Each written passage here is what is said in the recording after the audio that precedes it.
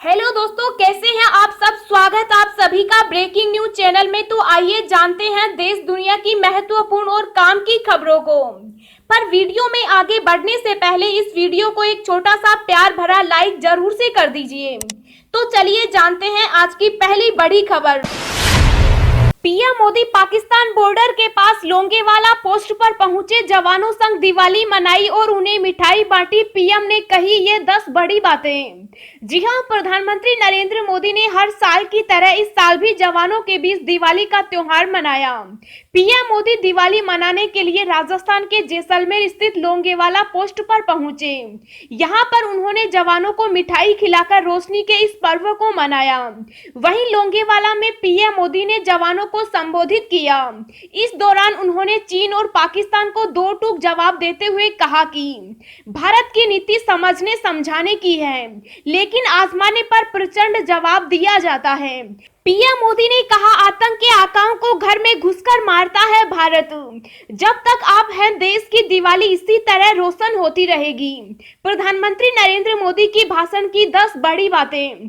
PM Modi ने चीन पाकिस्तान को दो टूक जवाब देते हुए कहा, आज भारत की रणनीति साफ है। आज का भारत समझने और समझाने की नीति पर विश्वास करता है, लेकिन अगर हमें आजमाने की कोशिश होती है तो जवाब भी उतना ही प्रचंड मिलता है। चीन पर निशाना साधते हुए पीएम मोदी ने कहा, आज पूरा विश्व विस्तारवादी ताकतों से परेशान है। विस्तारवाद एक तरह से मानसिक विकृति है और 18वीं शताब्दी की सोच को दर्शाती है। इस सोच के खिलाफ भी भारत प्रखर आवाज बन रहा है।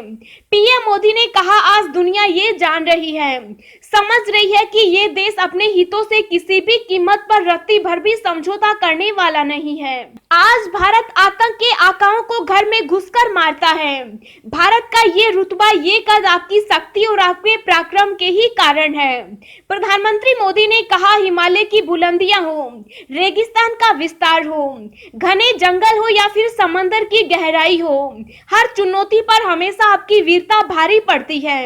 आपके इसी शौर्य को नमन करते हुए आज भारत के 130 करोड़ देशवासी आपके साथ मजबूती से खड़े हैं। आज हर भारतवासी को अपने सैनिकों की ताकत और शौर्य पर गर्व है।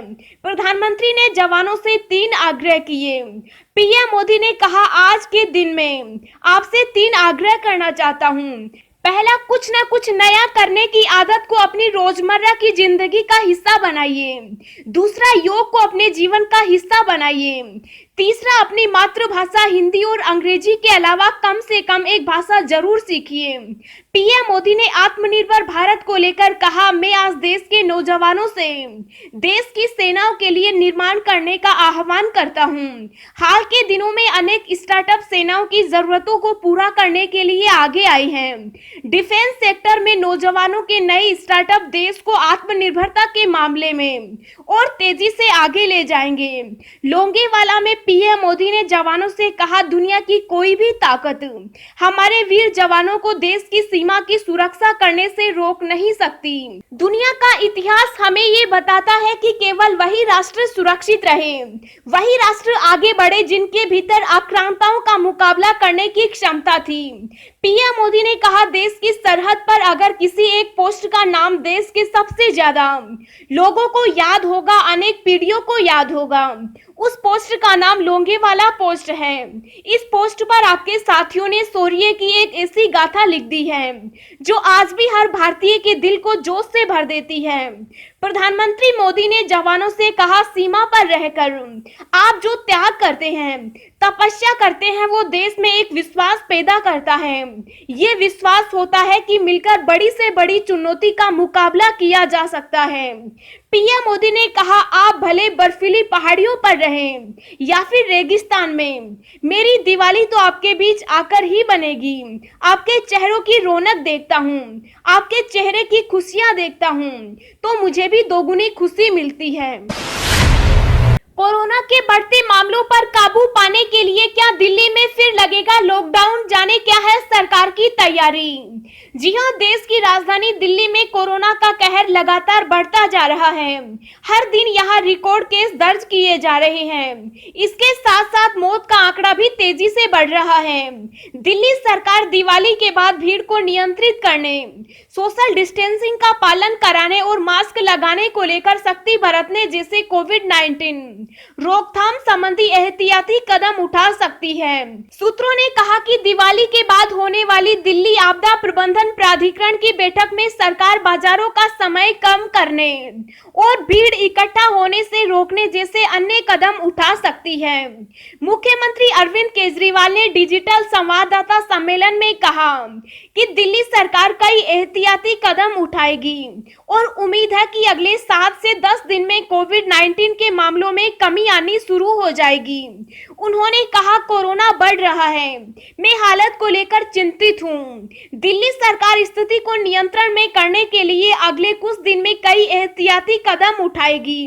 मैं उम्मीद करता हूँ कि अगले 7 से 10 दिनों में मामलों की संख्या में कमी आएगी और हालात काबू में आते जाएंगे। राजस्थान भरतपुर में जहरीली शराब पीने से करीब 8 लोगों की मौत, जांच पड़ताल हुई तेज। जी हां, राजस्थान के भरतपुर में कामा थाना क्षेत्र के सुनहरा गांव में पिछले 3 दिन में जहरीली शराब पीने से करीब 8 लोगों की मौत हो जाने से हड़कंप मचा हुआ है। थाना अधिकारी सुमित कुमार ने बताया कि मामले की जानकारी के बाद क्षेत्र में दबिश की गई, लेकिन कोई भी आरोपी अभी तक पकड़ा नहीं जा सका। बताया जा रहा है कि मौके पर पहुंची पुलिस के सामने गांव का कोई भी व्यक्ति जहरीली शराब बेचने वाले माफियों के खिलाफ मुंह खोलने को तैयार नहीं। जिन लोगों की जहरीली शराब से मौत होना बताया जा रहा है, उनके परिजनों ने न तो पुलिस को कोई सूचना दी और न ही मृतकों के शवों का पोस्टमार्टम करवाया। उन्होंने बताया कि जिन लोगों की मौत हुई उनमें आदतन शराब पीने की लत बताई गई। दोस्तों, अगली खबर जानने से पहले आपसे एक रिक्वेस्ट है कि इस वीडियो को बनाने में मुझे बहुत ज्यादा मेहनत लगती है, तो इस मेहनत के लिए वीडियो को एक छोटा सा लाइक जरूर करें। कोरोना की कौन सी वैक्सीन है ज्यादा कारगर? जी हां, आज हमारे पास कोरोना वायरस पर 2 अच्छी खबरें हैं। इनमें से एक रूस से आई है और दूसरी अमेरिका से आई है। अमेरिका की एक दवा बनाने वाली कंपनी फाइजर ने अपनी वैक्सीन के 90% तक असरदार होने का दावा किया था और अब रूस ने अपनी स्पुतनिक वैक्सीन को कोविड-19 के खिलाफ 92% तक सफल बताया है। कोरोना वैक्सीन को लेकर भारत सरकार इस समय फाइजर के संपर्क में है।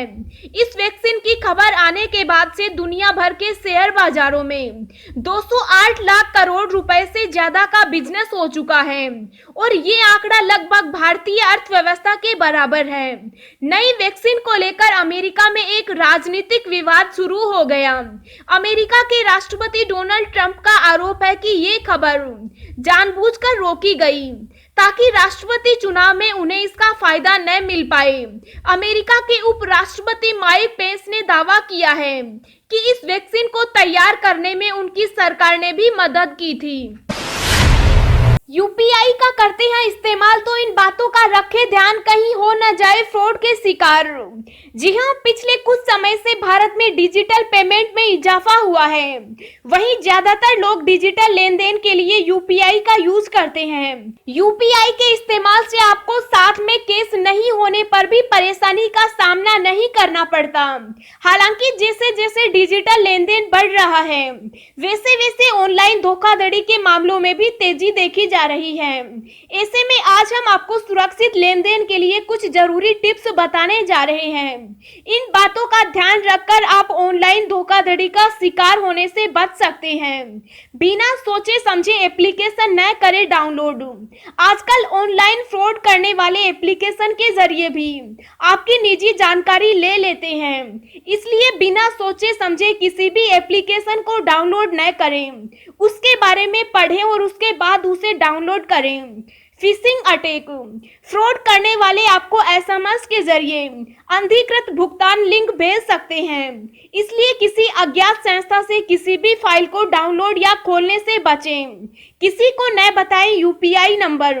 अगर आप सुरक्षित डिजिटल लेन देन करना चाहते हैं तो कभी भी अपना यूपीआई पिन किसी के साथ शेयर ना करें। ओटीपी और यूपीआई पिन के जरिए भी हो सकता है फ्रॉड। पेमेंट के दौरान अपना वन टाइम पासवर्ड और यूपीआई पिन किसी को न बताएं, क्योंकि ओटीपी और यूपीआई पिन मिलने के बाद किसी भी अकाउंट में पैसे निकाले जा सकते हैं। अब हम आपको अगले 24 घंटों के संभावित मौसम पूर्वानुमान के बारे में बता रहे हैं। अगले 24 घंटों के दौरान जम्मू कश्मीर, गिलगित बाल्टिस्तान, मुजफ्फराबाद और लद्दाख के कुछ हिस्सों में हल्की से मध्यम बारिश और हिमपात होने की संभावना है। अंडमान व निकोबार द्वीप समूह और तमिलनाडु में कई जगहों पर हल्की से मध्यम बारिश के साथ कुछ स्थानों पर भारी बारिश की गतिविधियां हो सकती है। आंतरिक तमिलनाडु, केरल, दक्षिणी कर्नाटक और आंध्र प्रदेश के दक्षिणी तटीय हिस्सों में हल्की से मध्यम बारिश का अनुमान है। रायलसीमा और लक्षद्वीप में भी एक दो स्थानों पर वर्षा हुई। दिल्ली प्रदूषण बेहद खराब श्रेणी में रहेगा। 15 नवंबर को प्रदूषण में व्यापक वृद्धि की आशंका है।